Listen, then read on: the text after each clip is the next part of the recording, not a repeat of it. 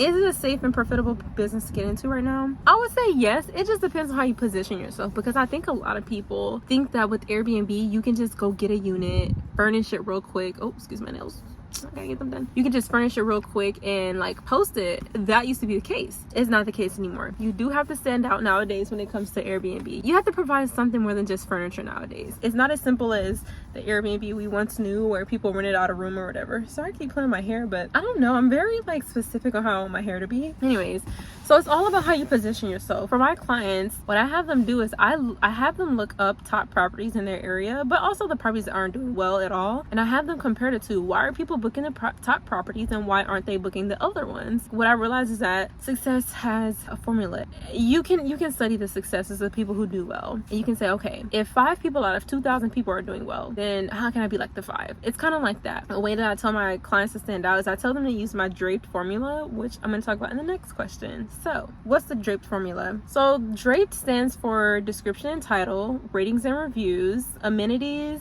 DRAPE, profile and photos, experiences you provide, and then dynamic pricing. Once you have all 5 of those things, you're set. Like, you're set for Airbnb. Each one is unique. So for example, when it comes to the description and title, you want to make sure you're speaking directly to the guests. Airbnb, believe it or not, your description that you have in your title, Airbnb is pulling words from those to know how to market your property and who to market those properties to. If you have like a lot of words that have to do with luxury and stuff like that and grand and those kind of words, then they know to group you with those nice properties when they're marketing to a specific guest looking in a specific price range, right? So that's really important. For example, are you marketing to a family? Are you marketing to someone who's traveling for business? For my clients, a lot of them love hosting business professionals and traveling nurses, but when they're pitching to landlords, because I know that's a question I'm going to get, when they're pitching to landlords, they don't say that they're going to be hosting business professionals and traveling nurses, because I know that's what everyone teaches online. But you want to be careful with that pitch. If you tell the landlord that and they see people coming in for gatherings and stuff, they're definitely going to question it, like,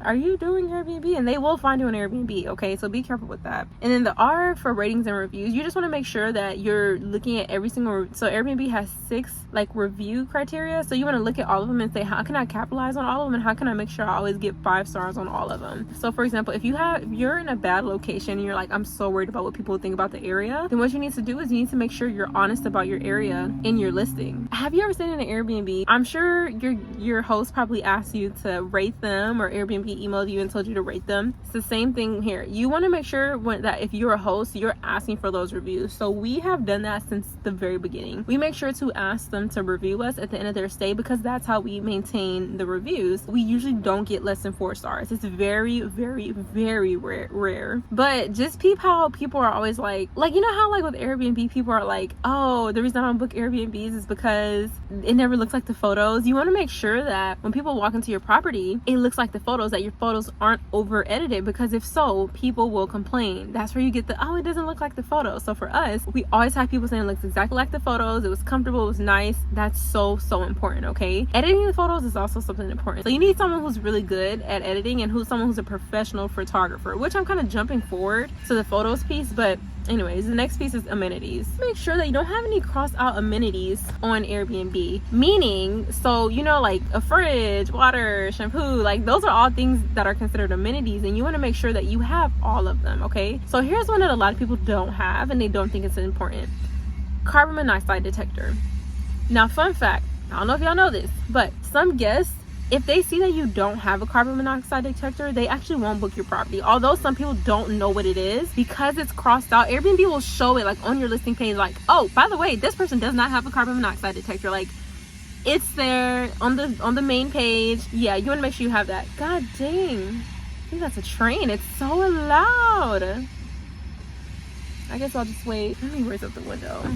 What are they doing? Oh, well, it's okay. It happens. But when you're going through your amenities, don't put X on anything. Don't ever put X, okay? Just put a check. Like, if you have it, check it off. But if you don't have it, like if it says like fireplace and you don't have it, don't put the X. because sometimes it does pop up as cross on your amenities. For example, for one of my clients recently, literally I think today, like someone asked her, oh, why does it have private interest crossed out on your listing?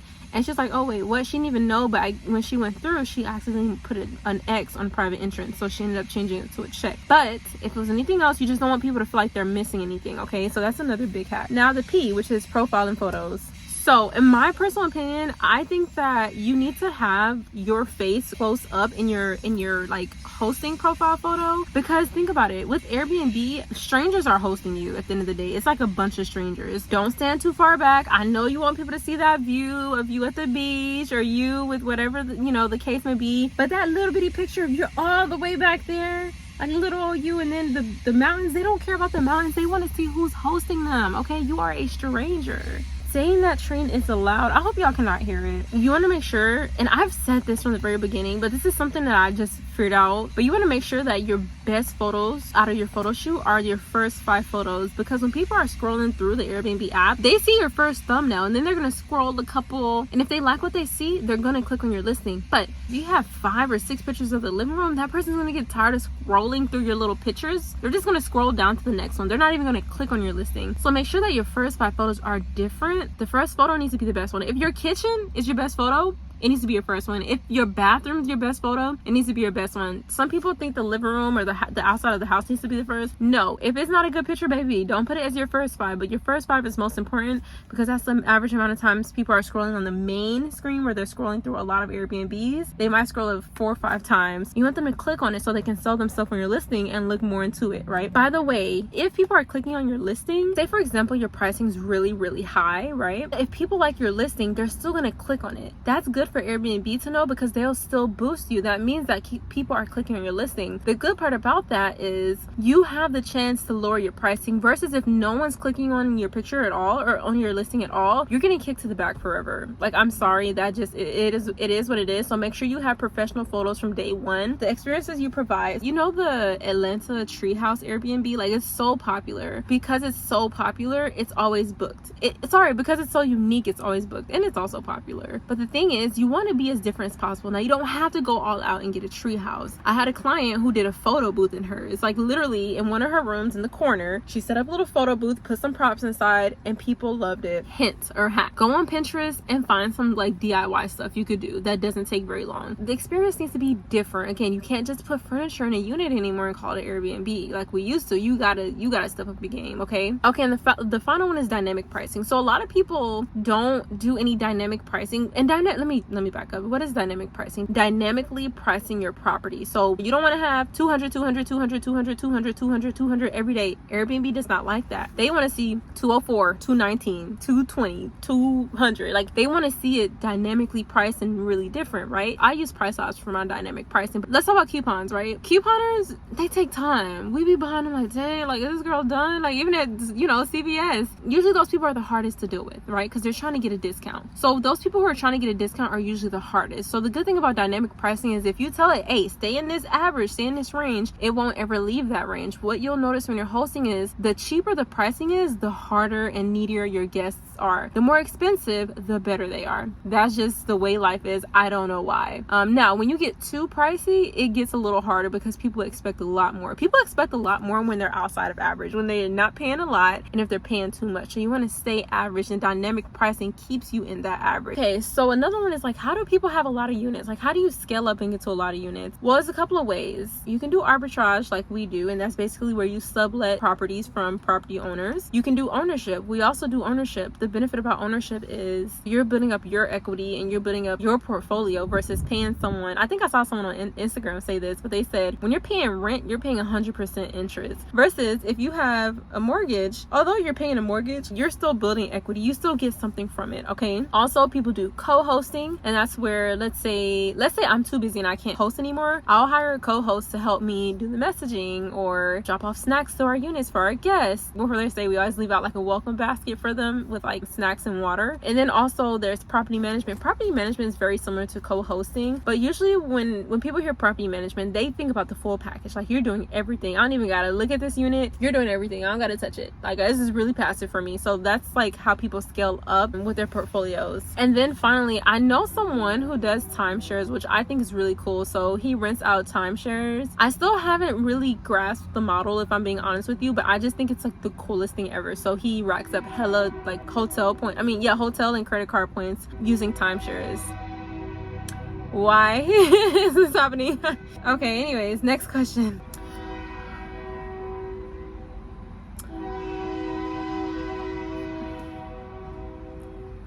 Okay. Wow. Okay.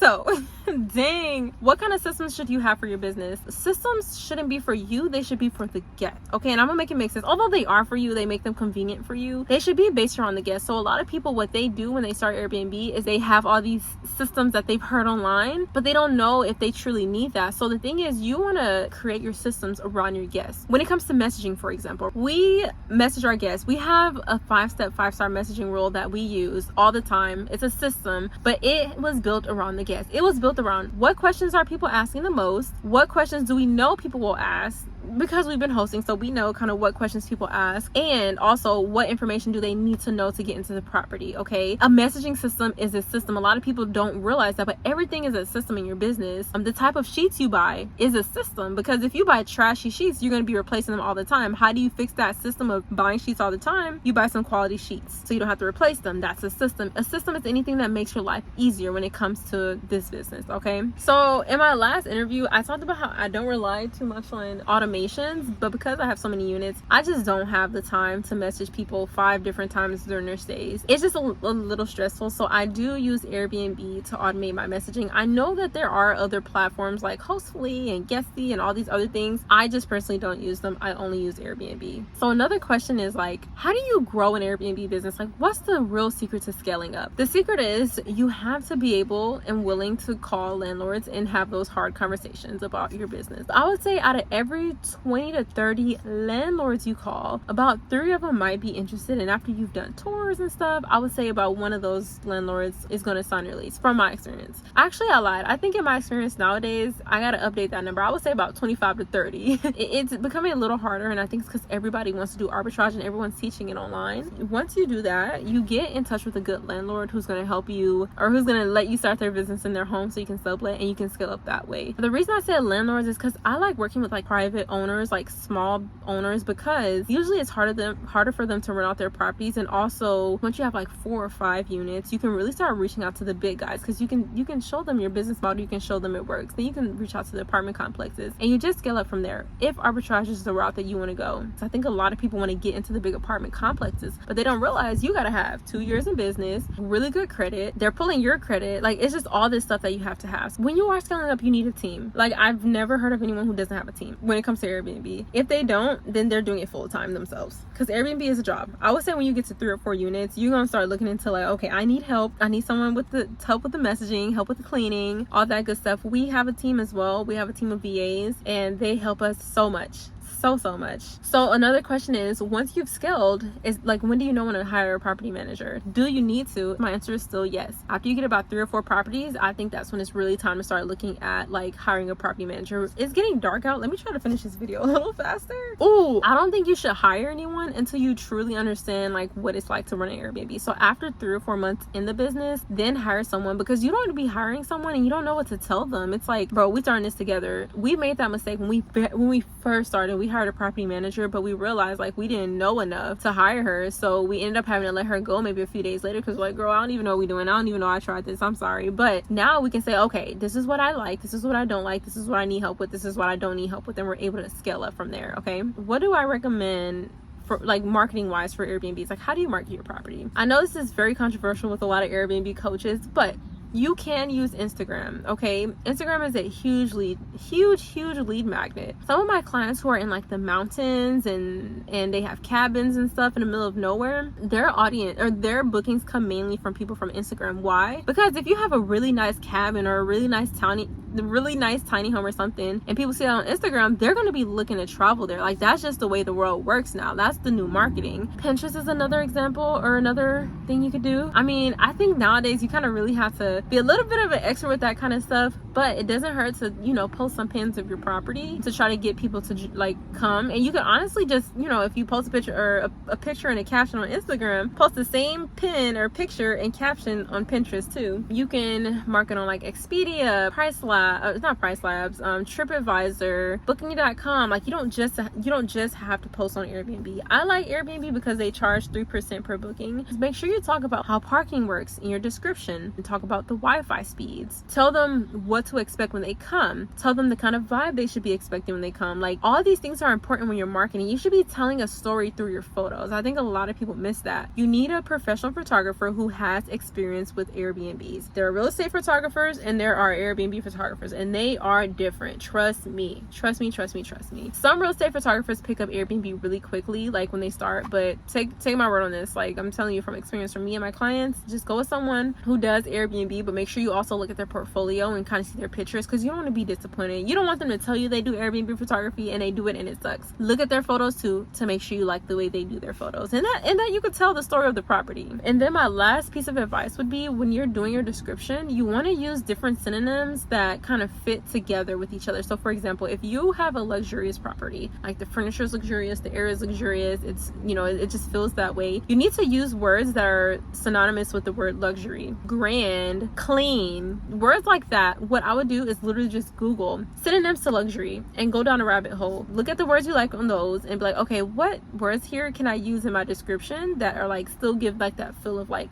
luxury. Grand living room and plush bed. I don't know, I'm just making something up, and so I don't know, but you get the point. Just Google some synonym, literally go on Google and type in synonyms to luxury. You don't want to be talking about industrial and using words that have to do with industrial properties with luxurious properties. People are going to get confused, but you want to tell that same story, like I said before, in your pictures. All right, how can you contact me? How can you know, get more information? How can we stay in touch? A, drop a comment below. I see everything. B, follow me on Instagram. I have a lot of content on Instagram and I'm always pumping out free content. C, if you do want to actually work with me, you can. I do offer one-on-ones, and I've been coaching for about 2 years, so I've been a coach for a good while. If you do want to work one-on-one, I have a program. It's called First Class Fundamentals. It's like an accelerator sort of kind of. So I'm working with you side by side from, okay, inception of your Airbnb business all the way to like, okay, what do I do for this, you know, how do I get ready for my first guest, like everything in between. It can be a little overwhelming when you're first starting, but that's what I'm here for. So I don't even know if I said this in the beginning. I should have. I'm sorry I didn't. But like I always say, kick back your feet and relax. So I don't know the words to the song, but long story short, kick back your feet, take off your shoes, because #you're home. Okay, I'll see you in the next one. Bye.